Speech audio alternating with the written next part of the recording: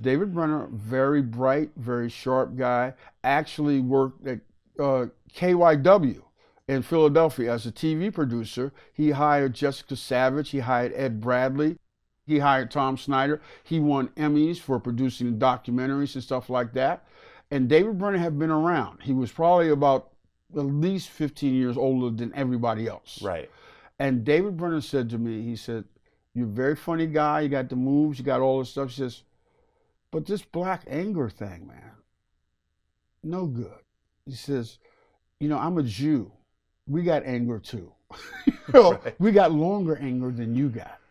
And you need to be more commercial. And you would do better to serve your cause because you would get through rather than this angry black guy who people would not like and not want to use." Right. He says, "Become more commercial, learn how to integrate into society rather than being this," because I came from that last part. We were not white people.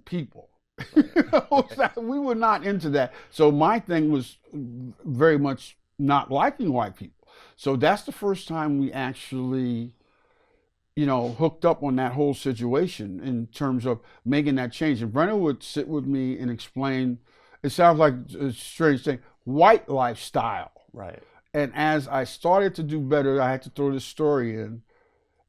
Well, it was in the Village, and white girls would come up and go, "Hey, we like what you do, this and that, that and this, whatever." And you start, making your whatever. And I said to Brenner, I said, "It's a couple of girls, man, they want to, do some stuff, but they're white, man. I can't do that."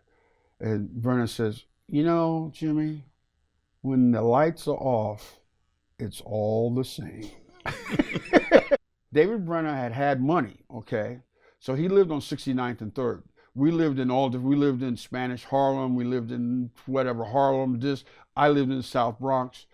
And it's all like a joke, but it's true. It's hard to get a cab in New York if you're black.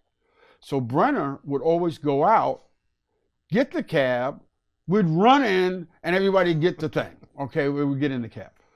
Brenner says, "Here's what we're going to do one night. I'm going to get in the cab.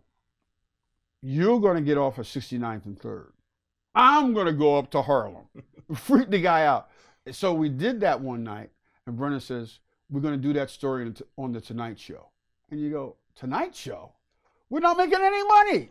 We've got nothing going. What are you talking about tonight?" He says, "I'm going to be the host, and you're going to come on the show." And you go, "Calm down, man. We weren't even thinking of getting on the Tonight Show at that time."